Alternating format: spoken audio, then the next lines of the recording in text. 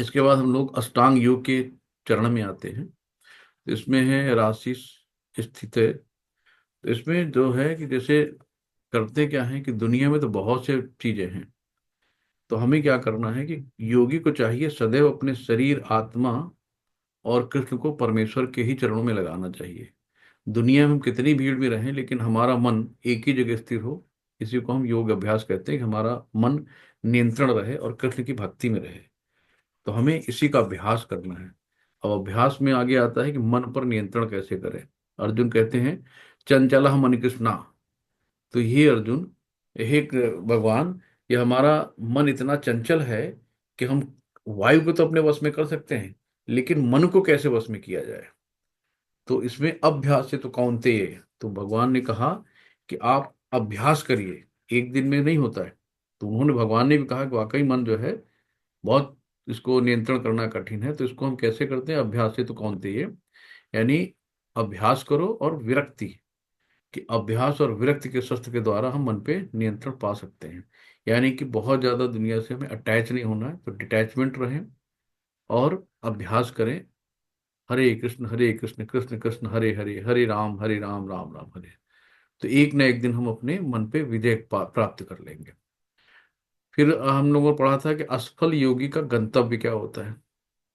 तो शुचि नाम श्रीमतः गेहो।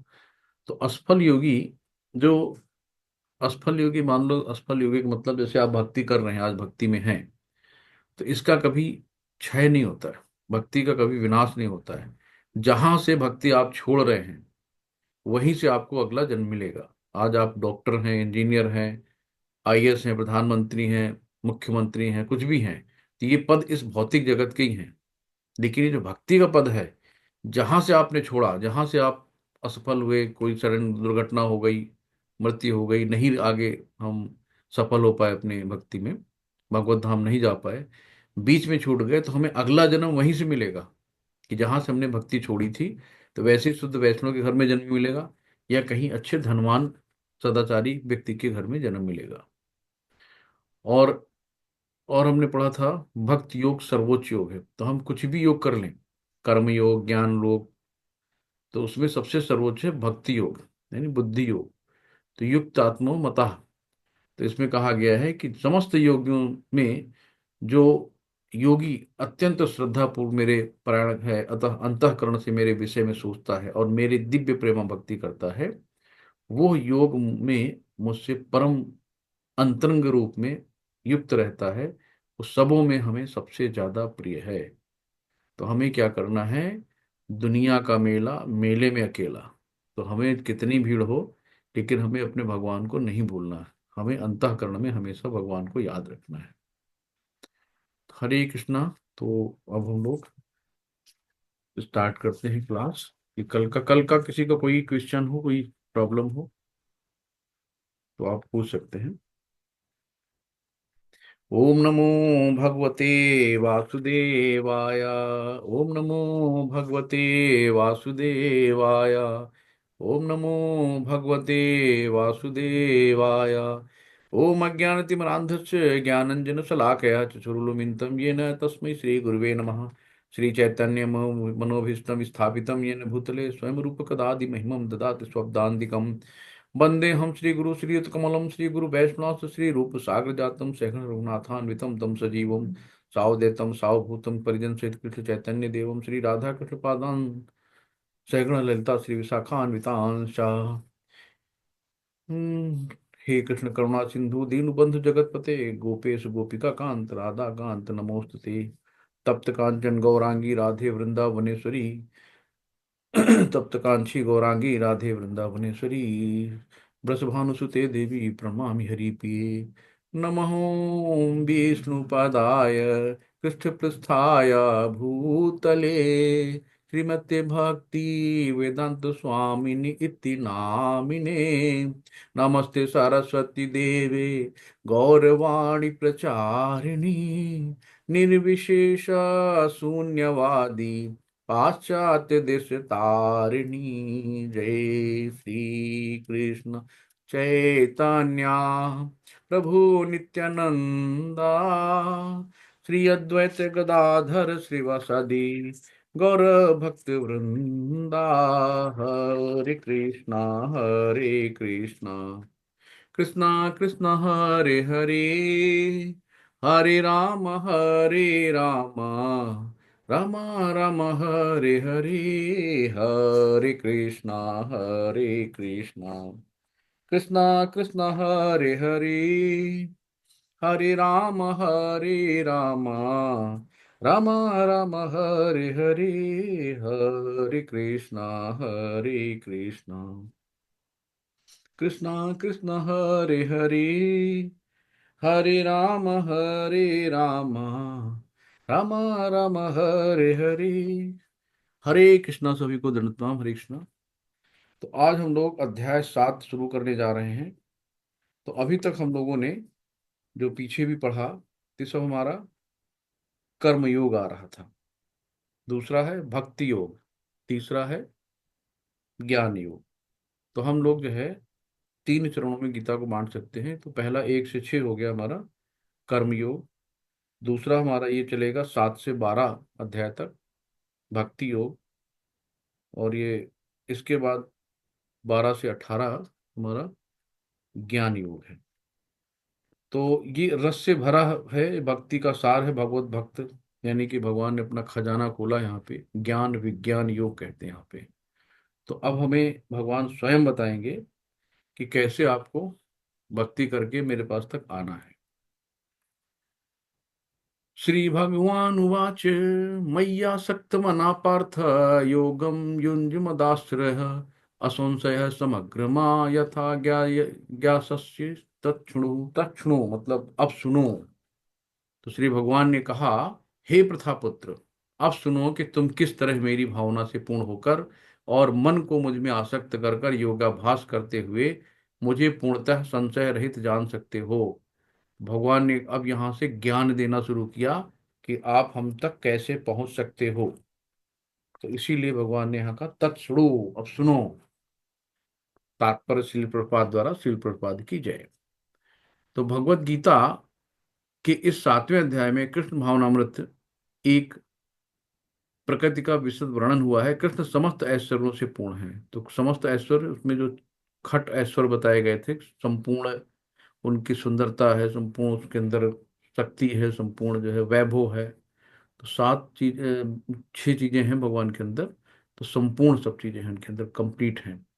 तो भगवत गीता के 7वें अध्याय में कृष्ण भावनामृत की प्रकृति का विशद वर्णन हुआ है। कृष्ण समस्त ऐश्वर्यों से पूर्ण हैं और वे इन्हें किस प्रकार प्रकट करते हैं, इसका वर्णन इसमें हुआ है। इसके अतिरिक्त इस अध्याय में इसका भी वर्णन है कि 4 प्रकार के भाग्यशाली व्यक्ति कृष्ण के प्रति आसक्त होते हैं। तो 4 प्रकार के लोग हैं जो भगवान की शरण में जाते हैं, और 4 साल और 4 प्रकार के भाग्यहीन हैं जो कृष्ण की शरण में कभी नहीं आते।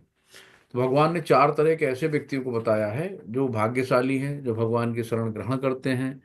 4 ऐसे लोग हैं जो भगवान की शरण में नहीं आते, कभी नहीं आते। तो ये बताया गया है। तो अब भगवान कह रहे हैं, अब मैं तुमसे पूर्ण रूप से व्यवहारिक तथा दिव्य ज्ञान कहूंगा। तो भगवान ने दिव्य ज्ञान क्यों कहा है? आध्यात्मिक ज्ञान को दिव्य कहते हैं। तो मैं तुमसे पूर्ण रूप से व्यवहारिक तथा दिव्य ज्ञान कहूंगा। इसे जान लेने पर तुम जो कुछ भी है सब, कुछ भी तुम्हारा अज्ञान शेष नहीं रहेगा। तो भगवान यहाँ पे दिव्य ज्ञान देने जा रहे हैं। श्रील प्रभुपाद की जय। तो इसे जान लेने पर तुम्हें जानने के लिए और कुछ बचेगा ही नहीं। तो वो दिव्य ज्ञान अर्जुन के साथ हम लोग भी लेना चाहेंगे। मनुष्याणाम सहस्रेषु कश्चित् दद्यति सिद्धे, यता यद तामपि सिद्धानाम कस्मिन् माम ते वेत्ति तत्वतः। कई हजार मनुष्यों में से कोई एक सिद्धि के लिए प्रयत्नशील होता है, और ये इस तरह सिद्धि प्राप्त करने वालों में से विरला ही कोई मुझे वास्तव में जान पाता है। तो कई हजार मनुष्यों में कोई एक कोशिश करता है कि चलो हम जरा भगवान को जाने, और इस तरह सिद्ध प्राप्त करने वालों में से कोई बिरला, उसमें भी से कोई ऐसा बिरला ही होता है जो वास्तव में भगवान को जान पाता है। तो भगवान को जान पाना सिर्फ भक्त के बस में है।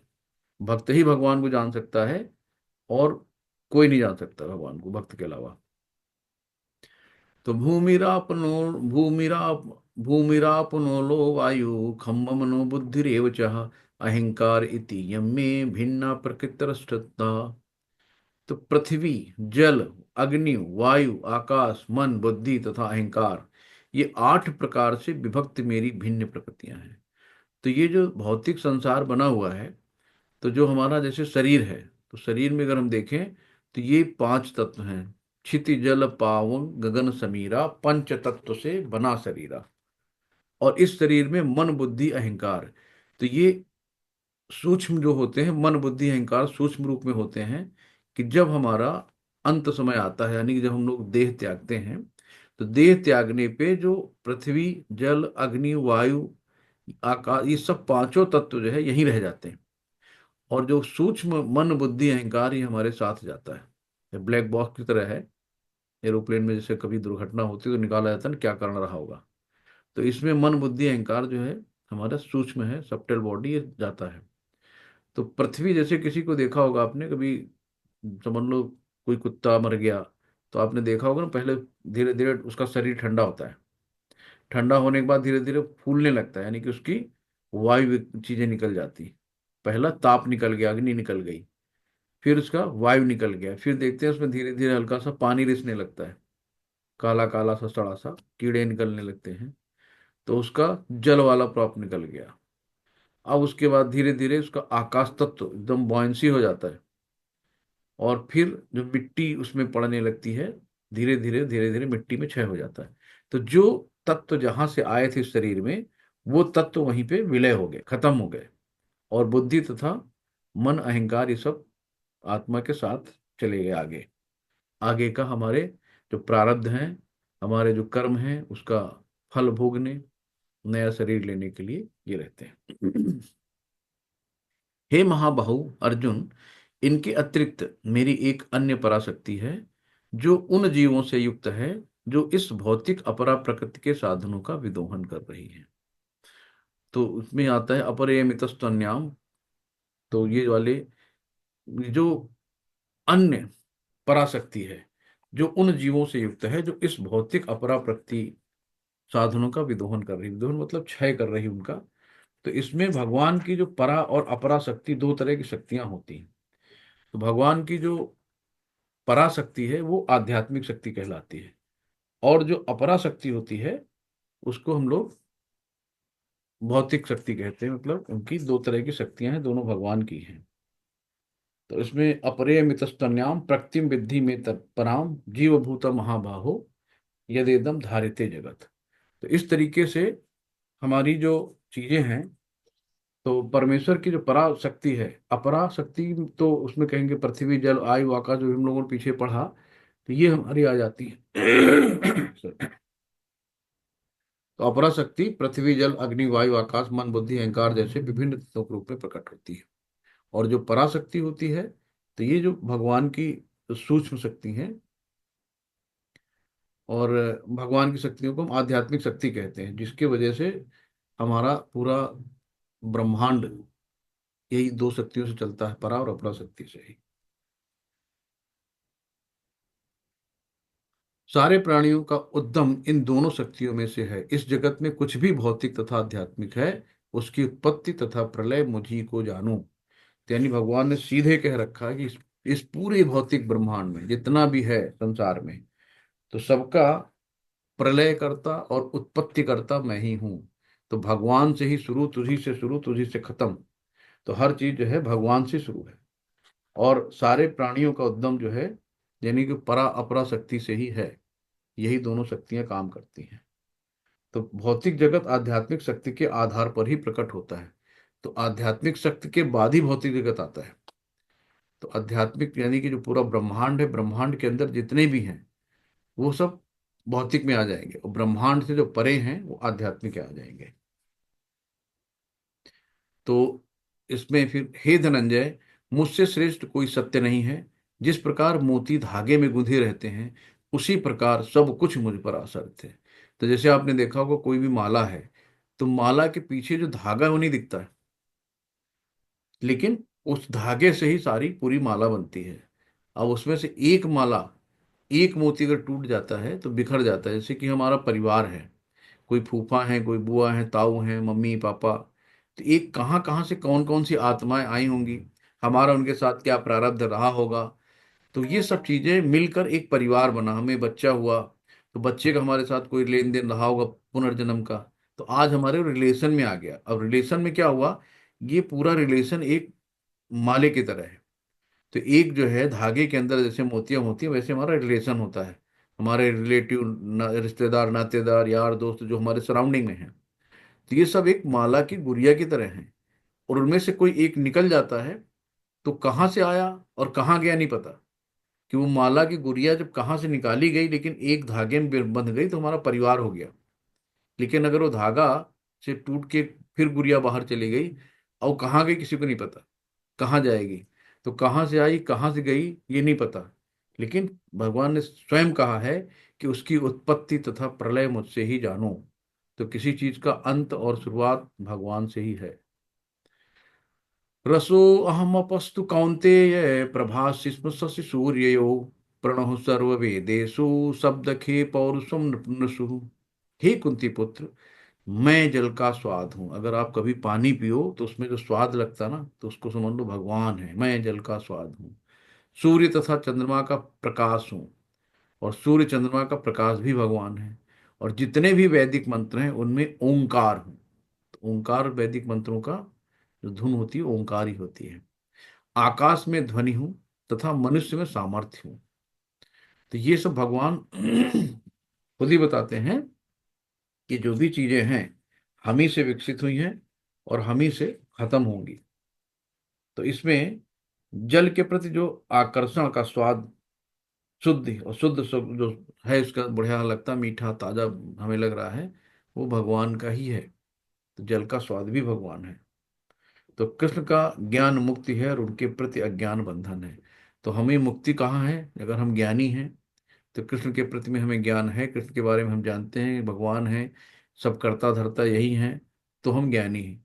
अगर हमें उनके बारे में नहीं पता तो हम अज्ञानी हैं। इसी को हम विद्या और अविद्या भी कह सकते हैं। तो अब इसमें पानी का स्वाद कौन है, व्हाट हु यानी भगवान है। चांद सूरज की रोशनी कौन है, भगवान है। वैदिक मंत्र में ओम भगवान है। ईथर यानी इसमें ध्वनि भगवान है। आदमी यानी योग्यता भगवान है, आदमी की जो योग्यता है। पृथ्वी की सुगंध, तो पृथ्वी में भी सुगंध, जब पानी वानी गिरता है ना तो देखो कैसी महक आती बढ़िया सी, सौंधी सौंधी। तो पृथ्वी की सुगंध भी भगवान है। आग में जो तपिश होती है वो कौन है, भगवान है। ऑल दैट लिव्स, जो भी जिंदा है, लाइफ जो भी हैं, वो जिनके अंदर जो जिंदगी है, सो भगवान ने देखी। ममई वांसो जीव लोको, तो वो जीव भूता सनातना मन खस्तानी इंद्रियाणी प्रत्यस्थानी कर सती। तो जो ममई वांश है, हर व्यक्ति के अंदर भगवान का ही अंश है जो जीवन देते हैं। सभी तपस्वी यानी जो सभी तपस्वियों में तपस्या भगवान है। सभी का अस्तित्व जो मूल बीज हैं, अहम बीज पितामह, तो भगवान ही सारे बीजों के बीज हैं। तो लोग कहते हैं ना कि अंडा पहले आया कि मुर्गी पहले आई, तो उसमें भाई जब बीज भगवान कह रहे हैं कि समस्त मूलों का बीज मैं हूं, तो ऑब्वियसली कि पहले अंडा ही आएगा। और बुद्धिमानों में बुद्धि भगवान की है। सभी शक्तिशाली पुरुष का जो कौशल है, उनके अंदर करने की क्षमता है, भगवान ही है। तो the strong devote of passion and desire, शक्ति जो है भगवान की है। धार्मिक सिद्धांतों के विपरीत नहीं है सेक्स लाइफ, यानी कि जो अ, शास्त्रों के निहित है कि हमको जो है कैसे गृहस्थ लाइफ बितानी है, तो वो भगवान ही है, अधर्म वाली नहीं। तुम जान लो कि मेरी शक्ति द्वारा सारे गुण प्रकट होते हैं, चाहे वो सतोगुण हो, रजोगुण हो या तमोगुण हो। तो तीनों शक्तियां, सतोगुण, रजोगुण, तमोगुण से भगवान के द्वारा ही प्रकट होते हैं। एक प्रकार से मैं सब कुछ हूं, किंतु मैं स्वतंत्र हूं। तो सब कुछ भगवान है, लेकिन फिर भी भगवान उनसे परे हैं।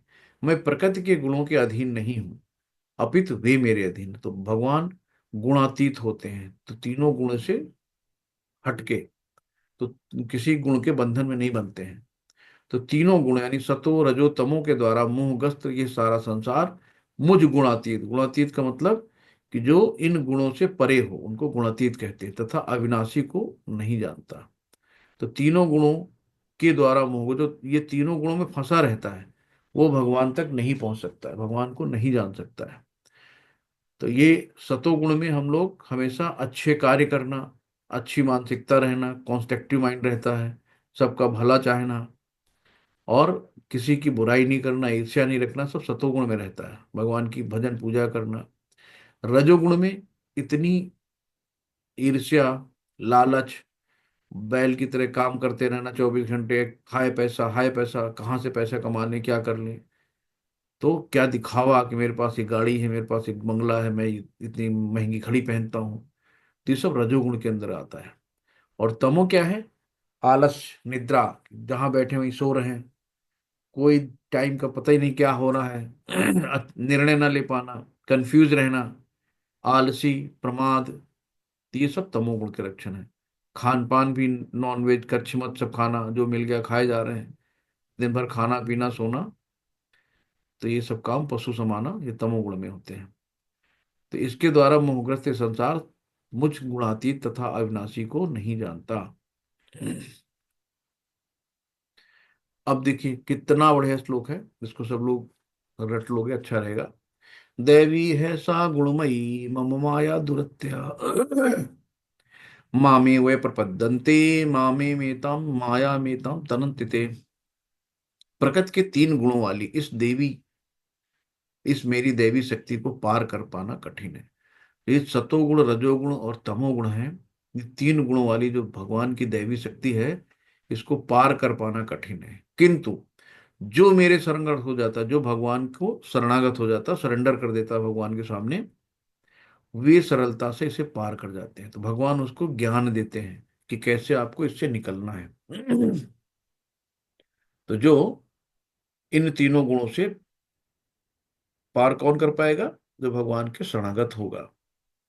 और नहीं, इसी में हम लोग फंसे रहते हैं।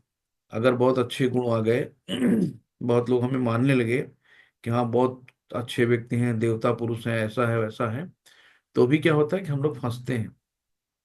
और फंसने में अंत क्या होता है, फिर हम लोग बहुत सागर में गिर जाते हैं। तो इसलिए हमें यहाँ से निकलना, ये दुखालय शाश्वतम है।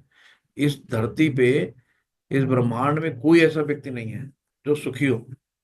धीरू भाई अंबानी, टाटा, बिरला, अडानी से लेके हर आदमी दुख में है। तो हमें क्या करना है कि इन दुखों से निकलना है।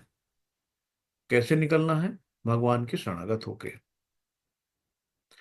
नमा दुष्कृतो मूढ़ा प्रपद्यन्ते नराधमः, माया अपहृत ज्ञाना आसुरम भावम आश्रितः। जो निपट मूर्ख हैं, जो मनुष्यों में अधम हैं, जिनका ज्ञान माया द्वारा हर लिया गया है, तथा जो असुरों की नास्तिक प्रकृति को धारण करने वाले हैं, ऐसे दुष्ट मेरी शरण ग्रहण नहीं करते। तभी हम लोगों ने पढ़ा था ना कि 4 ऐसे व्यक्ति होते हैं जो भगवान की शरण ग्रहण करते हैं, और 4 ऐसे लोग होते हैं जो भगवान की शरण नहीं लेते।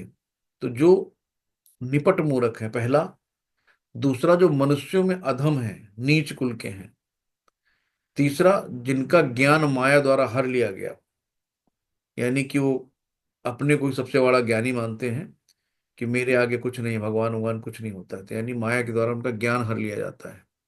तथा जो असुरों की नास्तिक प्रकृति को धारण करने वाले हों, यानी कि जो भगवान को ना मानने वाले हों, वो अपने आप में सब कि कोई भगवान वगवान नहीं। तो बहुत से लोग आपके समाज में हैं, आपके अगल बगल भी हैं, जो भगवान को मानते नहीं, कोई भगवान वगवान नहीं होता है। तो असुरों की नास्तिक प्रकृति को धारण करने वाले हैं, ऐसे दुष्ट मेरी शरण ग्रहण नहीं करते। तो भगवान ने कहा कि जो निपट मूर्ख है, जो नीच है, जो ज्ञान, जिसका माया ने ज्ञान हर लिया है, जो नास्तिक हैं, ऐसे दुष्ट मेरी शरण ग्रहण नहीं करते। 4 लोग हो गए। चतुर्विधा भजन्ते माम जना सुकृत नोर्जुन, आर्थो जिज्ञासुरार्थी, ज्ञानी च भरतर्षभ। अब ये 4 प्रकार के लोग हैं जो भगवान की शरण ग्रहण करते हैं। कौन कौन से हैं? हे भरत श्रेष्ठ, 4 प्रकार की पुण्य आत्माएं मेरी सेवा करते हैं। आर्थ, जिज्ञासु, अर्थार्थी तथा ज्ञानी। आर्थ मतलब जो दुखी है, जिसको दुख है, कष्ट है, तो वो उसको आर्त बोलते हैं। जिज्ञासु, जैसे हम लोग बैठे हैं जिज्ञासा करने के लिए, क्या है यार, भगवान क्या है, गीता क्या है, सब जो जिज्ञासा है, इसको हम लोग कहते हैं सॉरी,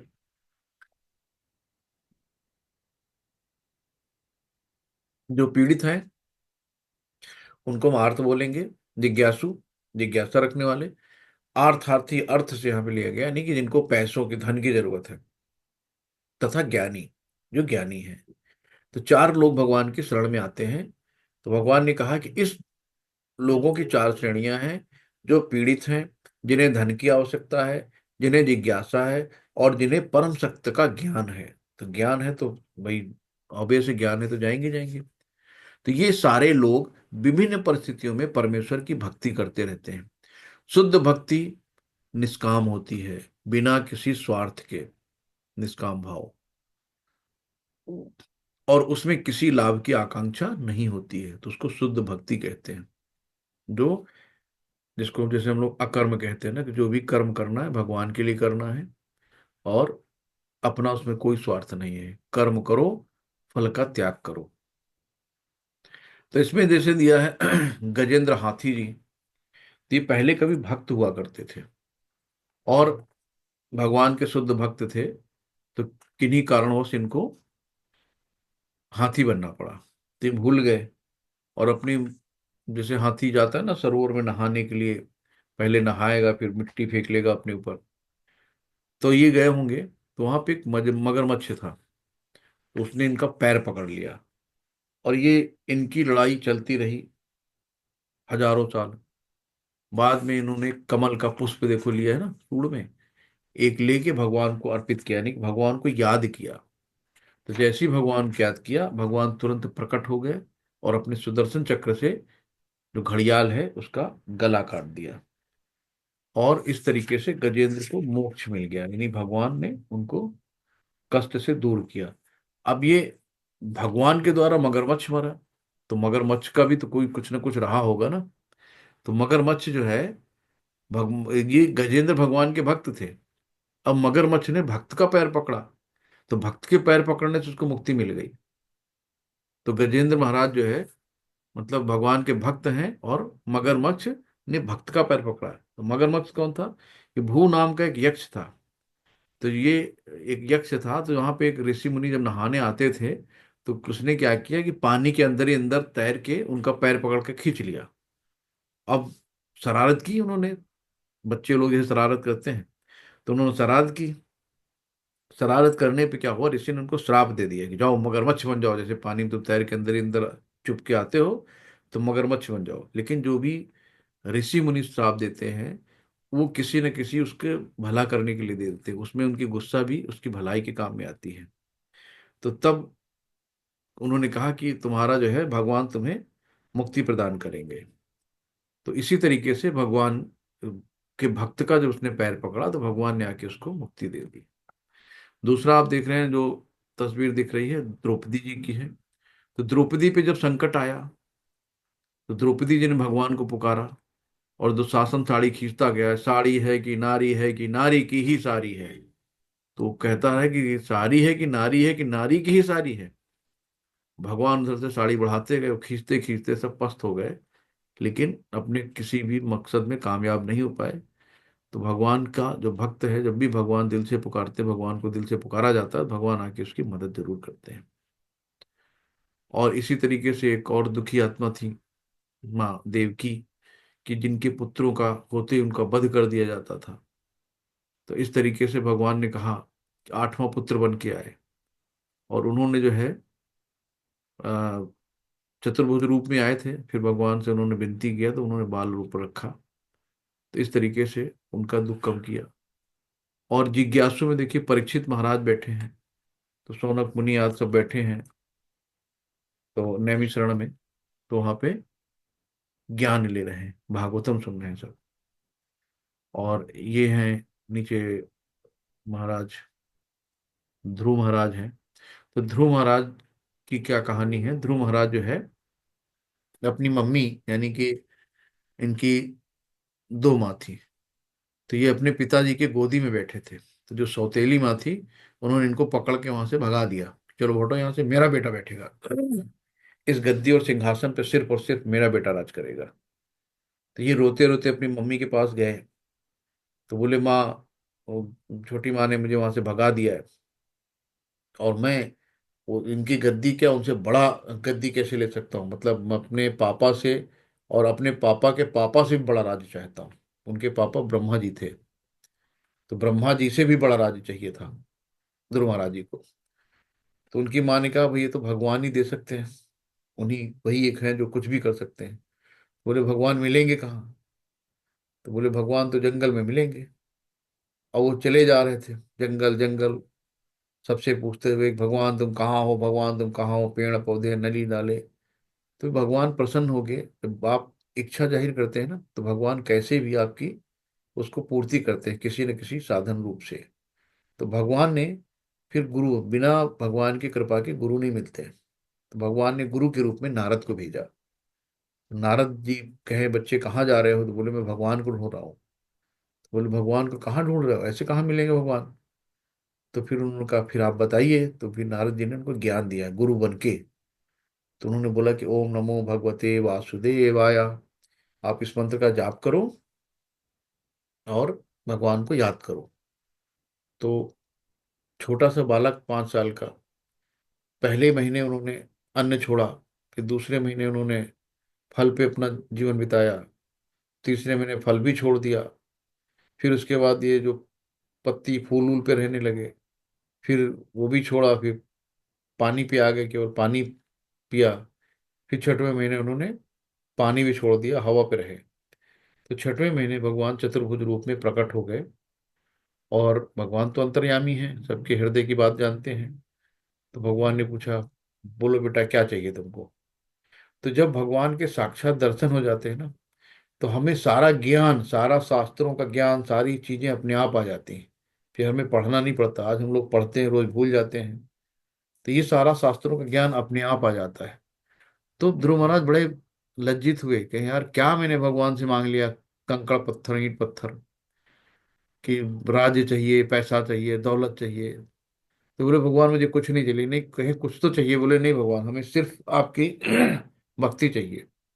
जन्म जन्म हम आपके दास बन के हैं, आपकी सेवा करें, आपकी भक्ति करें। तो भगवान ने उनको राज भी दिया। लगभग 36,000 करोड़ का साल का उनका राज था। पहले आयु बहुत होती थी। तो उनको राज भी दिया पूरा, और उनको अपनी भक्ति भी दी। तो इस तरीके से ये अर्थार्थी में आते हैं। हनुमान जी ने देखिए रामचंद्र की सेवा करी, भक्त असली भक्त थे ये। इस तरीके से हम लोग चारों में आ गए, यानी कि ज्ञानी में आ गए। हनुमान जी जो है ज्ञानी में है, तो ज्ञानियों की श्रेणी में आ जाते हैं। तेषां ज्ञानी नित्युक्त एक भक्तिर्विशिष्यते, प्रियो हि ज्ञानिस्तु अत्थर्महं सचमं प्रियः।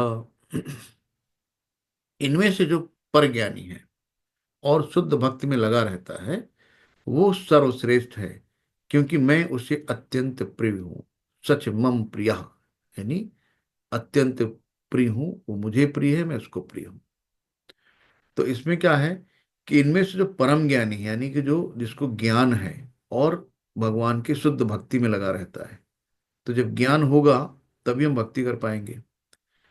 तो वो सर्वश्रेष्ठ है। तो यानी कि शुद्ध भक्ति, यानी अभी जो हम लोगों ने पढ़ा था पीछे, तो शुद्ध भक्ति सबसे उच्च क्वालिटी की भक्ति है, यानी भक्ति योग जो हमने पीछे पढ़ा था।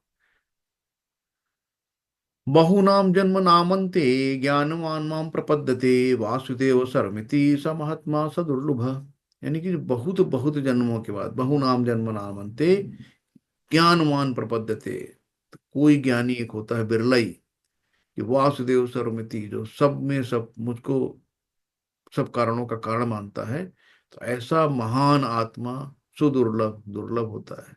तो अनेक जन्म जन्मांतर के बाद जिसे सचमुच ज्ञान होता है, वो मुझको समस्त कारणों का कारण जानकर मेरी शरण में आता है। ऐसा महात्मा अत्यंत दुर्लभ होता है। तो आगे है, जिनकी बुद्धि भौतिक इच्छाओं द्वारा मारी गई है, यानी कि सिर्फ चमक में रहते हैं, गाड़ी बंगला, पैसा, अच्छे अच्छे रेस्टोरेंट में खाना पीना। तो जिनकी बुद्धि भौतिक इच्छाओं द्वारा मारी गई है, वे देवताओं की शरण में जाते हैं कि गए भाई शिव जी की प्रार्थना करो, तो बहुत जल्दी शिव जी प्रसन्न हो जाते हैं, क्योंकि उनका नाम ही आशुतोष है, जल्दी खुश होने वाले। तो लोग शिव जी की प्रार्थना बहुत जल्दी करते हैं। शिव जी क्या है, आपने देखा होगा, हमेशा वो ध्यान मुद्रा में बैठे रहते हैं। तो ध्यान किसका करते हैं? भगवान श्री कृष्ण का करते हैं, विष्णु का करते हैं। तो अब अगर आप कहीं बिजी हो, किसी काम में व्यस्त हो, और कोई आपसे बार बार कोई सामान या कुछ भी मांगे, तो आप अपनी इंपॉर्टेंस को देखते हो, जाओ जाओ ले लो जाके। जैसे बच्चा है, माँ घर पे खाना बना रही है, इस पति देव को ऑफिस जाना है, बच्चे को ड्यूटी स्कूल जाना है, तो अगर वो हाँ जाओ मोबाइल ले लो जाके, जाओ जाओ, अब जान रहे मोबाइल नुकसान करेगी, लेकिन हटो यहाँ से, मतलब हमें अपना काम करने दो। तो ऐसे देवी देवता होते हैं कि निरंतर भगवान की जो है ध्यान में रहते हैं। तो इसलिए उनको कोई भी जरा भी परेशान करता है कि यार खोपड़ी पे हो रहा नहीं, बोझो चलो जाओ, जाओ ले लो जाके। तो देवी देवता लोग इसलिए तुरंत जो है उनकी मान्यता को पूरा कर देते हैं, क्योंकि भगवान ने सैंक्शन किया हुआ है, कुछ उनको दे रखा है। जैसे प्रधानमंत्री हैं, उनके सहायक लोग हैं, तो सब लोग, मेन तो है प्रधानमंत्री ना, तो उनके जो सहपाठी, जो उनके सहायक हैं, और अलग अलग डिपार्टमेंट बांटे गए हैं, तो सबको अपना अपना काम दे दिया गया है। तो इस तरीके से देवी देवता लोग होते हैं। लेकिन अंततः ये देखो यहाँ पे आया है कि ऐसा श्रद्धा से समन्वित वो देवता विशेष की पूजा करने का यत्न करता है और अपनी इच्छा की पूर्ति करता है, किंतु वास्तविकता तो ये है कि ये सारे लाभ केवल मेरे द्वारा प्रदत्त हैं। तो ये देखिए यहाँ पे सारे जितने भी देवी देवता हैं, ये देखिए शंकर भगवान भी हैं, गाय भी है ना। तो सारे देवी देवता लोग कहाँ पे हैं? क्षीरोदक्षाई विष्णु के पास, ये इनका ऑफिस है। तो जो गोलोक वृंदावन धाम है, वो मेन एक तरह से घर है। तो घर पे हम लोग आराम से फॉर्मल भी रहते हैं, कि निक्कर बनियान में आदमी घूम रहा है, कैसे भी रह रहा है, लेकिन जब ऑफिस जाता है तो वेल अप टू डेट कि ऑफिस जा रहे हैं। तो ये भगवान का ऑफिस है ना, इसको कहते हैं बैकुंठ धाम। तो यहाँ पे क्षीर सागर में क्षीरोदक्षाई विष्णु शेषनाग के सैया पे बैठे हैं, ये माँ लक्ष्मी है। तो इस तरीके से सारे देवता अनुनय विनय भगवान से ही करते हैं। तो आगे हम लोग चलते हैं। अल्प बुद्धि वाले, जिनकी बुद्धि कम है, अल्प बुद्धि वाले व्यक्ति देवताओं की पूजा करते हैं, और उन्हें प्राप्त होने वाले फल सीमित तथा क्षणिक होते हैं। देवताओं की पूजा करने वाले देवलोक को जाते हैं, किंतु मेरे भक्त अंततः मेरे परम धाम को आते हैं।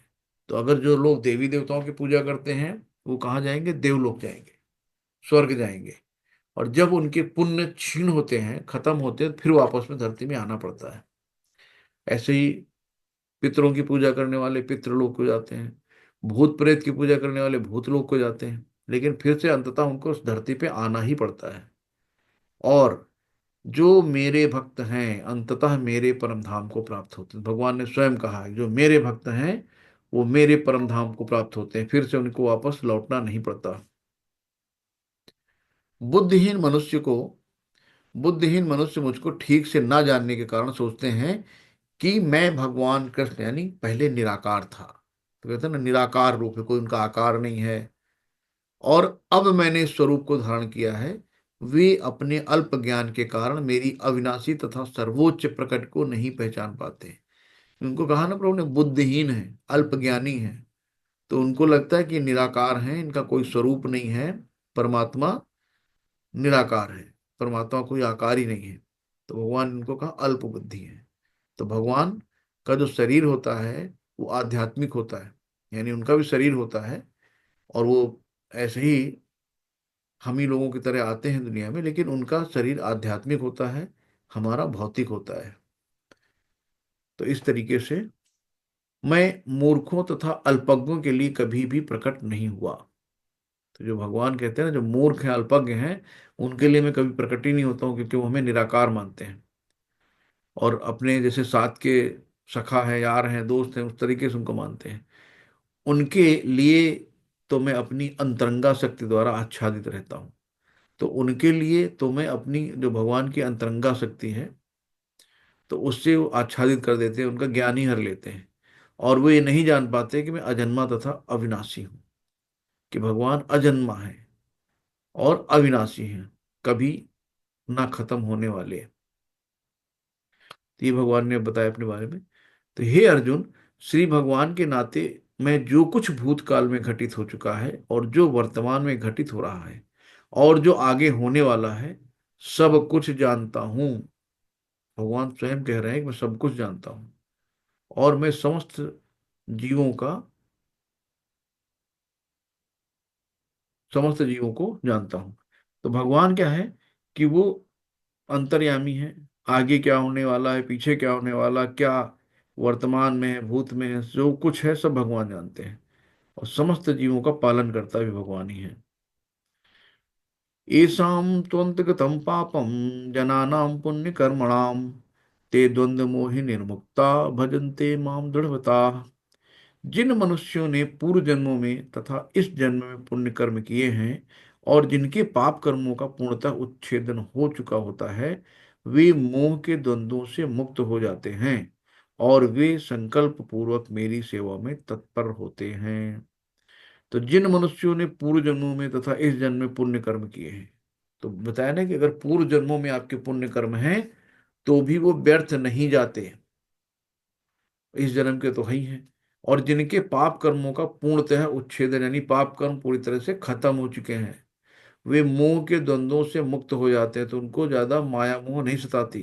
द्वंद्व मतलब अपोजिट, सर्दी गर्मी, दिन रात, लाभ हानि, सुख दुख, ये द्वंद्व होते हैं। और वे संकल्प पूर्वक मेरी सेवा में तत्पर होते हैं। तो ऐसे व्यक्ति भगवान की सेवा में तत्पर रहते हैं, किन्हीं मोह और द्वंद्वों में नहीं पड़ते हैं। साधिभूत साधिभूतादिदैवं मां साधि यज्ञं च ये विदु प्रणकाले अपि चामाते विद्युर्युक्त चेतसः। जो मुझ परमेश्वर को मेरी पूर्ण चेतना में रहकर मुझे जगत का, देवता का तथा समस्त यज्ञ विधियों का नियामक जानते हैं, वे अपनी मृत्यु के समय भी मुझ भगवान को जान और समझ सकते हैं। तो कभी कभी होता है, आजकल तो मृत्यु का कुछ पता ही नहीं ना, कि वेंटिलेटर लगा हो, आईसीयू में पड़े हो, क्या कंडीशन हो, आखिरी में कहीं रोड एक्सीडेंट हो जाए। तो इसलिए हमें भगवान को हमेशा शुरू से याद करना चाहिए, कि जब हम शुरू से भगवान को याद रखेंगे तो आखिरी समय भगवान मुझे याद रखेंगे। तो जो मुझ परमेश्वर को मेरी पूरी चेतना, पूर्ण चेतना में रहकर मुझे जगत का देवता तथा समस्त यज्ञ विधियों का नियामक जानता है, वो अपनी मृत्यु के समय भी मुझे भगवान को जान और समझ सकता है। तो आखिरी समय में भी भगवान को याद कर सकता है। नहीं आखिरी में हाय दैया, हाय क्या मैया, क्या होगा, ये दर्द वो दर्द आदमी करता रहता है। तो यहाँ पे ये 7वां अध्याय विशेष रूप से बताता है कि कोई किस प्रकार से पूर्णतः कृष्ण भावना भावित हो सकता है। तो हम कैसे कृष्ण से प्रेम कर सकते हैं। भगवान ने यहाँ पे अपने ज्ञान का पिटारा खोल दिया, यानी खजाना खोला है, कि कैसे आप मुझ तक पहुंच सकते हो, कैसे तीनों गुणों से आप दूर हो सकते हो। तो अपने बारे में भगवान ने बताया। तो ये कैसे कोई किस प्रकार से पूर्णतः कृष्ण भावनामृत हो सकता है। कृष्ण भावनामृत का शुभारंभ ऐसे व्यक्तियों के सानिध्य से होता है जो कृष्ण भावना भावित होते हैं। तो हमारा शुभारंभ कैसे हो रहा है, कि अगर हम भगवान से जुड़े हैं तो हम आपको जोड़ रहे हैं। धीरे धीरे भक्त से भक्त सीखता है और आगे बढ़ता जाता है, प्रगति करता है। तो कृष्ण भावनामृत का शुभारंभ ऐसे व्यक्ति के सानिध्य, उनके साथ रहने से होता है। जैसे भक्तों के संग रहेंगे तो भक्ति और सरल हो जाएगी। तो व्यक्तियों के सानिध्य से होता है जो कृष्ण भावना भावित होते हैं। ऐसा सानिध्य आध्यात्मिक होता है। तो ऐसा संग जो है वो हमारा स्पिरिचुअल है, और इससे मनुष्य प्रत्यक्ष भगवान के संसर्ग में आता है। तो इस तरीके से मनुष्य प्रत्यक्ष रूप में भगवान के संसर्ग में आता है और भगवत कृपा से वो कृष्ण को भगवान समझ सकता है। तो जब तक भगवत कृपा नहीं होगी तब तक हम भगवान को भगवान नहीं मान पाएंगे। तब वो समझता है कि हाँ, कृष्णम तू भगवान स्वयं, कृष्णस्तु भगवान स्वयं। तो साथ ही वो जीव के वास्तविक स्वरूप को समझ सकता है और ये समझ सकता है कि किस प्रकार कृष्ण को भुलाने से वो प्रकृति के नियमों द्वारा बंधा हुआ है। तो भगवान को भूलने से क्या होता है कि हम प्रकृति के नियमों में बंध जाते हैं। और ऐसे मकड़ जाल में फंस जाते हैं कि वहां से निकलना बड़ा मुश्किल हो जाता है। और ये भी समझ सकता है कि यह मनुष्य जीवन कृष्ण भावनामृत को पुनः प्राप्त करने के लिए मिला है। अब हम लोग 84 लाख योनियों में, मतलब हमारे कितने जन्म हो चुके होंगे हमें नहीं पता। अगर हम आपसे पूछें कि आपने इस लाइफ में कितने बार अपने कपड़े चेंज करें, मतलब कितने नए वस्त्र धारण करें, तो इस जन्म का तो पता नहीं। तो पिछले हमने कितने शरीर नए लिए होंगे, कितने, कब कुत्ता बिल्ली गधा भैंस बैल चूहा खरगोश क्या बने होंगे मुझे नहीं पता। तो 84 बड़े भाग्य मानुष तन पाया, सुर दुर्लभ सदग्रंथन गाया, कि बड़े भाग्य से मनुष्य का जन्म मिलता है। तो देवता लोग इसको तरसते हैं क्योंकि मनुष्य के ही रूप में भक्ति संभव है, और कहीं भक्ति नहीं है। तो इसलिए मनुष्य के जन्म जो मिला है इसे हमें ऐसे गंवाना नहीं है। भागवत भक्ति करके सीधे भगवत धाम जाना है। जैसे मोमबत्ती है, कैंडल, वो जलाओ, जलती चली जा रही है। या हम लोग आइसक्रीम का ले लेते हैं कि आइसक्रीम आपने हाथ में ले ली, अब आप या तो उसको खा लो और या वो पिघल जाएगी। तो बेहतर है कि उसको खा लिया जाए। तो लाइफ तो मेरी चली रही ना। आज बच्चे थे, फिर धीरे धीरे बड़े हुए, आज 20 के, फिर 25 के, फिर 50 के, फिर धीरे धीरे निकल लेंगे यहाँ से। तो जीवन तो अपने हिसाब से चल रहा, समय कहता है मैं चल रहा हूँ, आपको मेरे साथ चलना हो तो बताओ। तो इसलिए हमें समय को पकड़ना है। समय रहते हुए हमें इन सब चीजों को ध्यान रखना है कि हमें, हम यहाँ करने क्या है। खाना पीना सो जाना, यह सब काम पशु समाना। यानी कि जो भी हम कर रहे हैं, वो हमारे अगल बगल देखो, कुत्ता गाय भैंस बगली बिल्ली वो भी कर रही है। वो भी अपने बच्चे पैदा कर लेते हैं, वो भी अपने बच्चों को पाल पेस लेते हैं, दूध पिला के बड़ा कर लेते हैं। वो भी सुकून से सो रहे हैं। तो हम भी तो वही कर रहे हैं, खाया पिया सो गए। तो और वो हमसे ज्यादा अच्छे हैं। आप चिड़ियों को दाना डालो तो जितनी जरूरत है उतना चुन के निकल जाएंगे। लेकिन हम लोगों को कह दो, पहले बटोरेंगे, इकट्ठा करेंगे, स्टोर करेंगे, फिर उसके बाद खाना शुरू करेंगे। तो हम लोगों के अकाउंट में पैसे भरे रहते हैं, लेकिन फिर भी टेंशन रहती है कैसे चलेगा घर, कैसे चलेगा यार, कैसे करेंगे। और उन लोगों का हाथी है, भगवान आज शाम को खाया, फिर सोता आराम से सुकून से, कल फिर भगवान देंगे। तो इस तरीके से हमारे पास सब कुछ होते हुए भी हम बहुत परेशान हैं। तो मनुष्य जीवन कृष्ण भावनामृत को पुनः प्राप्त करने के लिए मिला है। तो ये भी समझ सकता है, जब ये समझना है, यही पॉइंट हमें, कि ये मनुष्य हमें यहाँ पे खा पी के सोने के लिए नहीं बना है, हमें यहाँ से निकलने के लिए मिला है। कैसे? भक्ति करने के, चुपचाप भक्ति करो और आराम से निकल लो। तो ये मनुष्य जीवन कृष्ण भावनामृत को पुनः प्राप्त करने के लिए मिला है, अतः इसका सदुपयोग परमेश्वर की अहेतुकी कृपा प्राप्त करने के लिए मिला है। तो अहेतुकी कृपा प्राप्त करने के लिए चाहिए। अहेतुकी कृपा क्या है? कि हमें भगवान की कृपा के लिए भीख मांगना है, भगवान से गिड़गिड़ाना है, भगवान हमें भक्ति दो, हमें ज्ञान दो, हमें बुद्धि दो। तो जब हम अंदर से हमारे अश्रु निकलते हैं, दिल से तड़फ निकलती है भगवान की सेवा के लिए, तब समझना कि हमें भगवान की कृपा मिलेगी। जब तक हमें वो भाव नहीं आएंगे तब तक हमें भगवान की कृपा नहीं मिलती। तो जब हमारे अश्रु बहते हैं, यानी उसको प्रेमा भक्ति तक ले जाते हैं, हमने राग अनुरागा भक्ति होती है, आगे पढ़ेंगे हम लोग। तो हमें भगवान से प्रार्थना करना है। आगे प्रार्थना का भी आएगा। प्रार्थना कैसे करते हैं हम लोग? भगवान का ग्लोरिफिकेशन करते हैं, भगवान का गुणगान करते हैं, फिर उनको प्रणाम करके नमस्कार करते हैं, दंडवत करते हैं। कोई गलती होती है तो उनसे कहते हैं भगवान क्षमा कर देना जो भी हमारी त्रुटियां हुई हों, है ना। और फिर हम उनसे कहते हैं भगवान, मांगना कुछ नहीं है भगवान से, मांगना है, उनसे यही कहना है कि हमें हमारे लिए जो उचित हो भगवान, जो मेरे लिए श्रेयस्कर हो। अर्जुन ने कहा था ना वही 2nd अध्याय में, कार्पण्य दोषोपहत स्वभाव पृच्छामि त्वां सम्मूढ़ चेता यच्छ्रेयस्या निश्चितं ब्रूहि तन्मे शिष्यते अहं साधिमान् त्वां प्रपन्ने। तो भगवान ने जब, अर्जुन ने सरेंडर कर दिया कि मैं आपका शिष्य हूं, मेरे लायक जो श्रेयस्कर हो, मेरे हित में जो हो, वो आप हमें बताएं। तो जब हम ऐसी भावना लाते हैं तो इसको कहते हैं अहेतु की कृपा। जो किसमें हेतु, अहेतु की, बिना हेतु की, यानी जहाँ पे प्रेम होता है, प्रेमा भक्ति होती है, तब भगवान अपनी अहेतु की कृपा से हमें बताते हैं। तो अध्याय 7 का सारांश क्या है? कि कृष्ण के बारे में ज्ञान की महिमा, कश्चिन मम वेदि तत्वतः, कि भगवान को तत्वतः परम सत्य है, भगवान ही है, तो हमें भगवान को परम सत्य परमेश्वर के रूप में ही जानना है। भगवान कृष्ण के ऊर्जाओं का ज्ञान जो है, तो प्रकृतिम विद्धि में प्राम देवी है सा गुणमयी, मम माया दुर्तया माँ में प्रपद्यन्ते माया में तम तरंतते। कि प्रकृति की जो तीन गुण हैं, इनको पार कर पाना बहुत कठिन है, लेकिन जो इनको पार कर गया वो भगवान तक पहुंच गया। तो भगवान कृष्ण के ऊर्जाओं का ज्ञान दिया भगवान ने, यानी जो तीनों तमो सतो रजो गुण के बारे में, कि उनसे पार करना है, तीनों गुणों से बाहर निकलना है। भगवान कृष्ण को समर्पण, मम एव ये प्रपद्यन्ते। तो हमें क्या करना है, भगवान के प्रति समर्पित भाव रखना है। जब हम शरणागत होते हैं तभी हमें हमारा उद्धार होता है।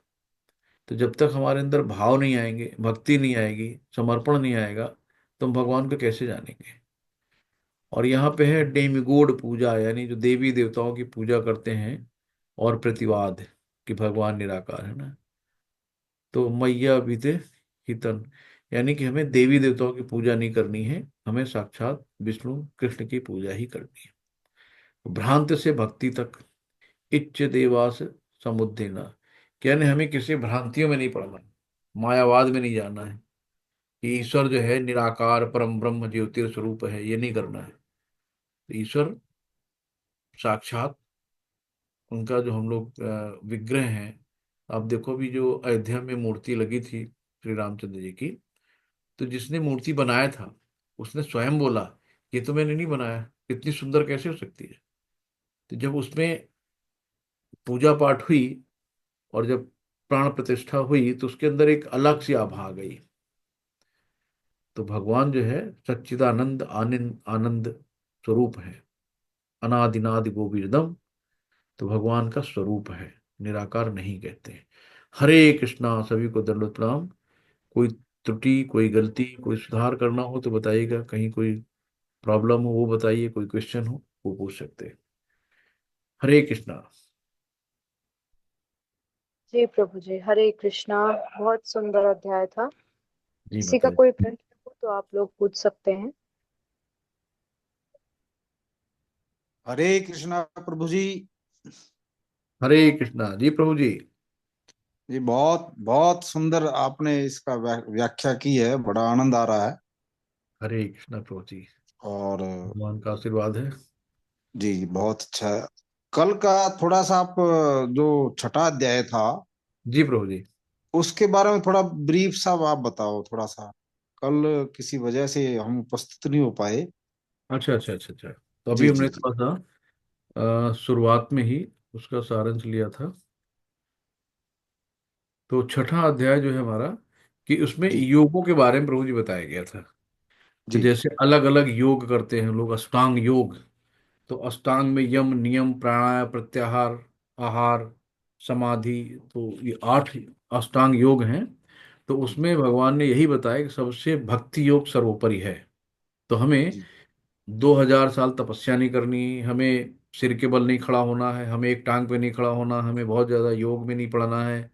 तो हमें सीधे सीधे भक्ति करके भगवत धाम पहुंचना है।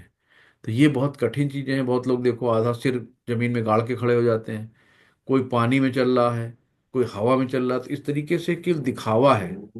श्रील प्रभुपाद जब एक बार कुंभ में गए थे, तो वहां पे देखा कि एक आदमी पानी पे चल रहा था और लोग बहुत तालियां बजा रहे थे, वाह वाह वाह वाह।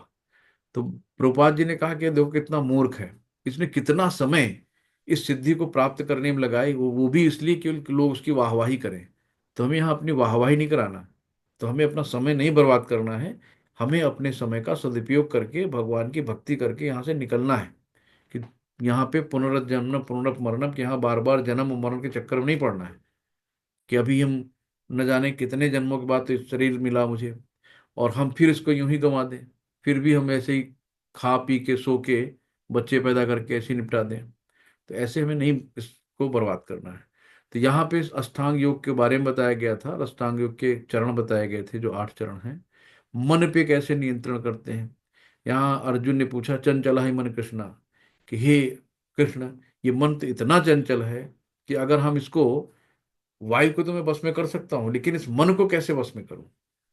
तो मन को वश में करने के लिए भगवान ने फिर उपाय बताया कि अभ्यास से तो कौन्तेय, किसको आप अभ्यास करिए और विरक्ति, यानी कि चीजों से विरक्ति हो जाइए, उस पर आसक्ति नहीं रखिए बहुत ज्यादा, कि कोई भी चीजें हैं तो आप उनसे डिटैच हो जाओ और निरंतर अभ्यास करो। अभ्यास कैसे करना है?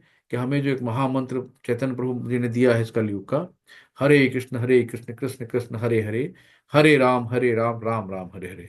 तो हमें इस मंत्र का उच्चारण करना है, बोल के, सुन के, है ना। तो अपनी ही आवाज में हमें सुनना भी है। तो सबसे अच्छी विधि है श्रवणम। तो धीरे धीरे हमारा मन अपने आप कंट्रोल में आ जाएगा, और धीरे धीरे जब मन का कलमश दूर होगा तो धीरे धीरे चीजों से विरक्ति आ जाएगी। जब हमें ज्ञान होगा कि जिस मकान में हम रह रहे हैं वो हमारा नहीं है, कल कोई और था, आज मेरा है, कल कोई और आएगा उसका हो जाएगा। तो कोई चीज यहाँ पे एक भी चीज परमानेंट नहीं, जो भी हम जिसको, जब हमारी परमानेंट है ही नहीं तो हम उसमें आसक्ति क्यों रखें? आज नहीं तो कल जानी है। तो जाने वाले की बस याद ही आती, वो तो आते नहीं। तो हम उनसे धीरे धीरे विरक्ति भाव ऐसे मन में पैदा होगा, और मन हमारा अपने काबू में आएगा। तो जो असफल योगी का बताया था गंतव्य क्या होता है, तो असफल योगी जैसे कि आप, आज हम लोग आज भक्ति में हैं, किन्हीं कारणवश शरीर छूट जाता है, तो ये कभी भी भक्ति खराब नहीं होती है। हम वहीं से जहां से हमने भक्ति शुरू किया खत्म की है, वैसे ही हमको अच्छा सा घराना मिल जाएगा, धनाढ़ घर मिल जाएगा, किसी वैष्णव के घर में हम लोग पैदा होंगे, जहां से हम फिर से वो भक्ति को स्टार्ट कर सकते हैं। तो आज वकील है, डॉक्टर है, इंजीनियर है, प्राइम मिनिस्टर है, जो भी हैं, जो भी इनके पद हैं सिर्फ यही है टेम्परेरी, अगले जन्म में इनको ये पद नहीं मिलने वाले। लेकिन भक्त ऐसा है कि जहां से उसकी भक्ति छूटती है वहीं से उसकी भक्ति स्टार्ट होती है, अगला जन्म वहीं से मिल जाता है। आप कई वीडियो देखते होंगे छोटे छोटे बच्चों का, 3 साल के हैं, 2 साल के हैं, कितने बड़े उनको श्लोक याद हो रहे हैं, कितना बढ़िया अच्छे से बोलना शुरू कर दिया छोटे छोटे बच्चे।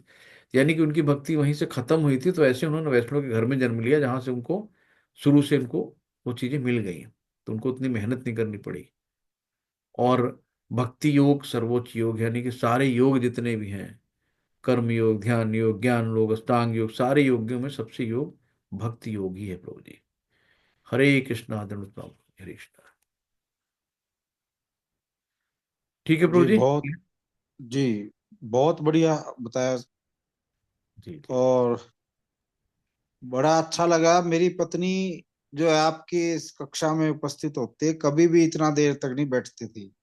अच्छा जी। पर ये आप ये पहली बार ये है कि आपका पूरा मतलब जो है ये व्याख्यान सुनते हैं और बड़ा आनंद आता है इनको। हम लोग भी तो प्रभु जी। बड़ी खुशी हुई।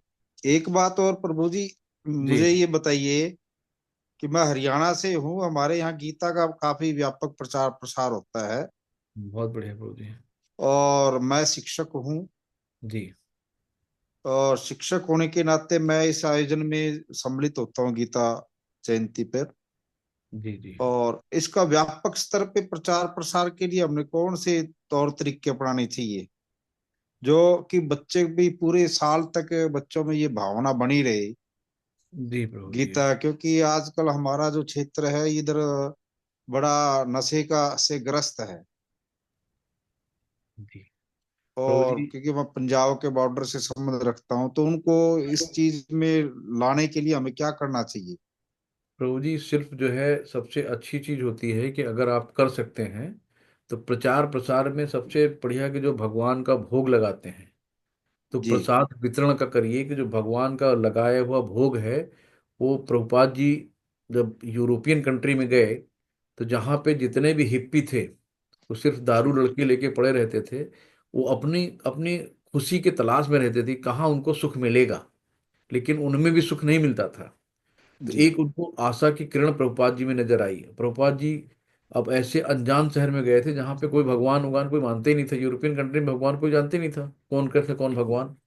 तो वहां पे तो सभी बीमार थे बेचारे मानसिक रूप से। तो प्रभुपाद जी ने क्या करा कि अपना चैंटिंग करते थे पार्क में बैठ के, और जो भी आता था उसको प्रसादम खिलाते थे। तो प्रसादम उनका कहते थे, मेरा एक एक प्रसाद बम का गोला जिसने खा लिया उसकी मानसिकता चेंज हो गई। तो भगवान जी का उद्देश्य, भगवान का जूठन है भोग भगवान की। तो हम्म, भगवान उसको ऐसी, उसका मन परिवर्तित करते हैं। और ये तो बहुत अच्छी चीज है। 18वें अध्याय में भगवान ने स्वयं कहा है, आपने उसको देखा ही होगा। 18वें अध्याय का शायद 57 श्लोक है कि हम्म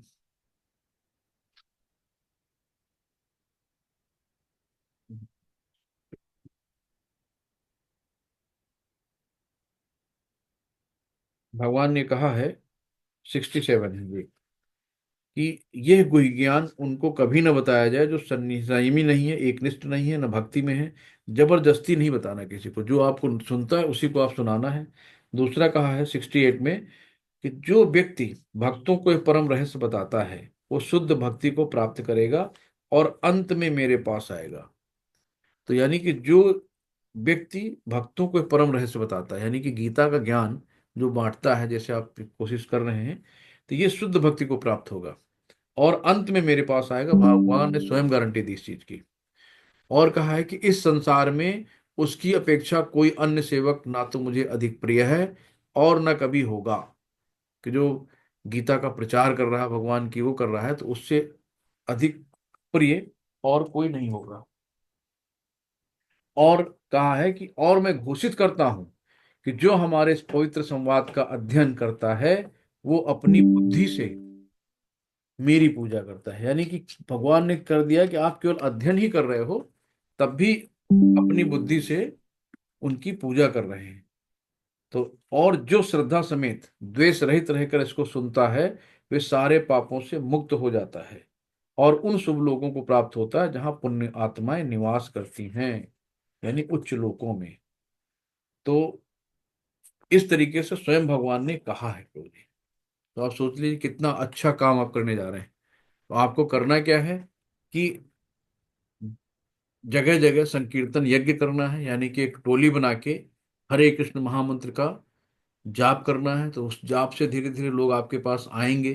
तो जितने जिज्ञासु आपको खुद ही मिल जाएंगे जो उसमें इंटरेस्ट रख रहे हैं। तो जब धीरे धीरे आपकी टोली बढ़ती जाएगी, और उससे जो है आपको आसानी हो जाएगी। और फिर गीता का प्रचार प्रसार करने के लिए आपको जो इच्छुक है उनको आप गीता वितरण करिए, उनको गीता बेचिए लेके, कि उसको देखिए पुस्तक को, और साथ में सबको प्रसाद जरूर खिलाई प्रभु जी। जी और जी इस तरीके से धीरे धीरे आप आगे बढ़ सकते हैं। और ऑनलाइन भी बहुत सी व्यवस्थाएं हो गई हैं, जैसे हम लोग बैठे हैं, हम लखनऊ में बैठे हैं, आप हरियाणा में बैठे हैं, तो जी ऐसे धीरे धीरे ऑनलाइन क्लास भी चला सकते हैं। तो जैसे जैसे प्रभु जी, ऐसे धीरे धीरे चीज़ों को आप बहुत आगे ले जा सकते हैं। हरे कृष्णा प्रभु जी। जी। जी बहुत बहुत। एक एक प्रश्न और था जी। जी प्रभु जी। अभी आपने बताया था कि जब व्यक्ति मरता है जी। तो सबसे पहले कौन सा तत्व उसका निकलता है, जैसे अग्नि। अग्नि, अग्नि तत्व। जैसे आप देखो ना, कोई मरता है तो उसको पहले आप पैर नहीं छूते हैं, अरे पैर ठंडे हो गए, जी और है ना प्रभु? दूसरे नंबर पे वायु। हाँ, दूसरे नंबर पे वायु। जी प्रभु जी। आप देखो, जी एक एक इमेजिन, हमने कहा ना, जैसे किसी पशु को देख लो जो बगल में कहीं मर गया हो, सबने देखा होगा कि किनारे पड़ा रहता है, बदबू आने लगती है, सड़ने लगता है। तो पहले आप देखो ना, उसको शरीर ठंडा हुआ, फिर शरीर धीरे धीरे उसका फूलने लगता है, बॉयंसी, यानी आकाश तत्व और वायु तत्व निकल रहे हैं उसके। और उसके बाद देखिए उसमें क्या होता है, हल्का सा पानी यानी जल तत्व निकलता है। आप इन जनरल चीजें देखेंगे, काला काला सड़ा हुआ कीड़े पड़े हुए पानी निकलने लगता है। फिर धीरे धीरे वो ड्राई होने लगता है, यानी कि उसमें मिट्टी आने लगती है, चारों तरफ से मिट्टी वाला तत्व मिट्टी मिल जाता है। तो पंच तत्व से बना शरीरा, क्षिति जग जल पावन गगन शरीरा।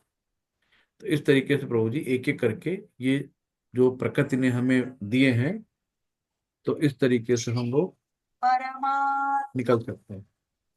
अच्छा, अग्नि, वायु, वायु के बाद आकाश, जी जी जी। आकाश के बाद जल, हरे जल के कृष्ण। बाद पृथ्वी। क्लास ले रहे हैं, अभी हमको फोन कर दें। हरे कृष्ण। जी तो इस तरीके से चीजें जो है एक एक करके, अग्नि यानी जो शरीर का ताप निकला, फिर हम्म, वायु आकाश का तत्व जो है, और ये क्या नाम है, फिर जल तत्व है, फिर मिट्टी वाला जी पृथ्वी तत्व। बहुत अच्छा। एक मेरे को ये और बताओ जी, प्रश्नोत्तरी में मैंने कई बार जो है ट्राई किया था, वो जी। मेरा फार्म जो है वो ओपन नहीं हो रहा है। उसमें क्या यूजर नेम डालना पड़ेगा फिर पासवर्ड? माता जी, हरे कृष्णा। जी प्रभु जी, हरे कृष्णा। प्रभु जी जी, प्रभु। उसमें आपको लॉग इन करना पड़ेगा। जब आप लॉग इन करेंगे ना, तो उसमें आपका वो यूजर आईडी मांगेगा।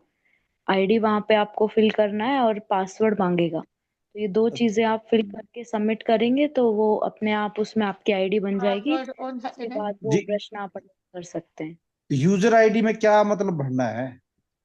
यूजर आईडी में प्रभु जी, जैसे आपकी आईडी होगी ना, गूगल पे बनाते हैं, जूम में भी आप ज्वाइन हैं, तो गूगल पे आप जाइएगा, उसमें एक ऊपर छोटा सा सर्कल होता है, तो वहां आप क्लिक करेंगे तो आपको अपना पूरा आईडी दिख जाएगा क्या है। जी जी जी जी। और ये पासवर्ड कौन सा भरना है? पासवर्ड प्रभु जी उसी का होता है, गूगल आईडी का ही। आप चाहे तो कोई आपके आसपास में हो जो जानते हो इस बारे में, उनसे हम्म। आप थोड़ा सा पूछ सकते हैं। जी जी जी यूजर आईडी जहां आपको मिलेगी ना, उसी के आसपास आपको पासवर्ड का भी लिखा हुआ होता है, तो वहां से आप देख सकते हैं। जी जी जी। बस उसके जी। बाद फिर फॉर्म ओपन हो जाएगा सारा? जी प्रभु जी, और कोई प्रॉब्लम आती है तो आप हमसे कांटेक्ट कर सकते हैं। जी जी जी जी जी। आपका नंबर इसमें है?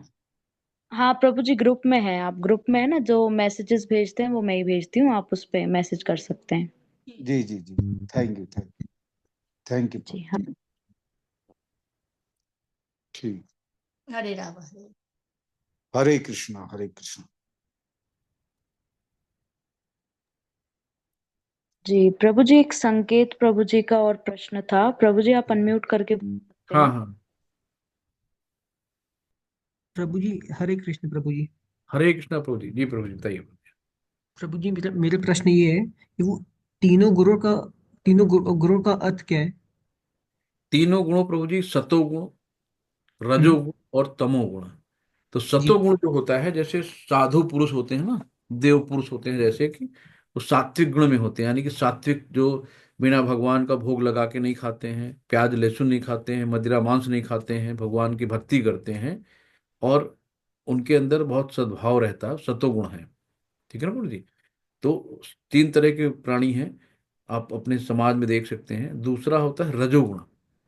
तो रजोगुण वाला क्या होता है कि उसके अंदर बहुत ऐश्वर्य, यानी कि मेरे पास अच्छी सी गाड़ी हो, लग्जरी गाड़ी, इच्छाएं बहुत होती हैं, अनंत इच्छाएं, और उन इच्छाओं को पूरा करने के लिए वो गधों की तरह मेहनत करता है, रातों दिन एक, सुबह शाम तक भागता रहता भागता रहता। आज ये एक प्लाट ले लिया, आज ये गाड़ी ले ली, कल फ्लैट ले लिया, और अच्छी सी घड़ी, अच्छी से चश्मा, अच्छी सी कार, सब कुछ दिखावा। ये सब रजोगुण में आता है। और तीसरा है तमोगुण। तो तमोगुण में क्या होता है, आदमी आलस्य, प्रमाद, निद्रा, वो एकदम ऐसा आलसी होता है, पड़ा रहता है किनारे। उसको मांस खाना है, मदिरा पीनी है, व्यभिचार करना है, कोई निर्णय नहीं ले सकता है, कंफ्यूज रहता है हमेशा। ये तमोगुण होते हैं। तो हमें क्या करना है कि ये माया, भगवान ने ये, हम लोग इसको कहते हैं दुर्गा। दुर्गा जो है, दुर्ग, दुर्ग मतलब किला।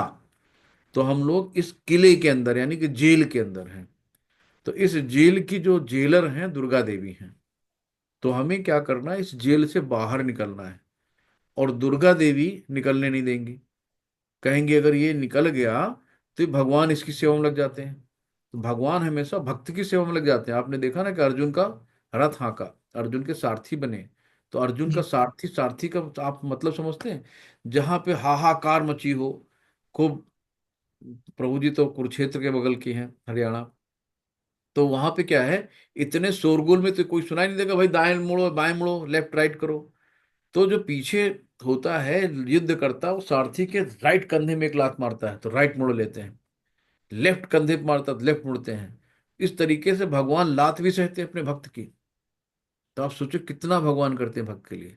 तो हमेशा जो माया होती है ना, माया हमको आगे बढ़ने नहीं देती, कि अगर ये भक्त बन गया तो ये भगवान इसकी तरफ हो लेंगे।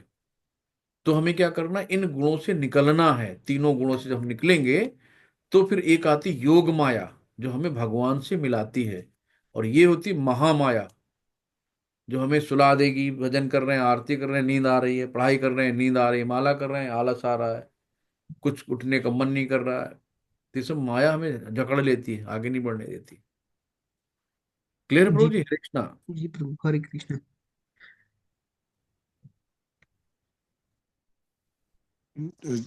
जी प्रभु जी।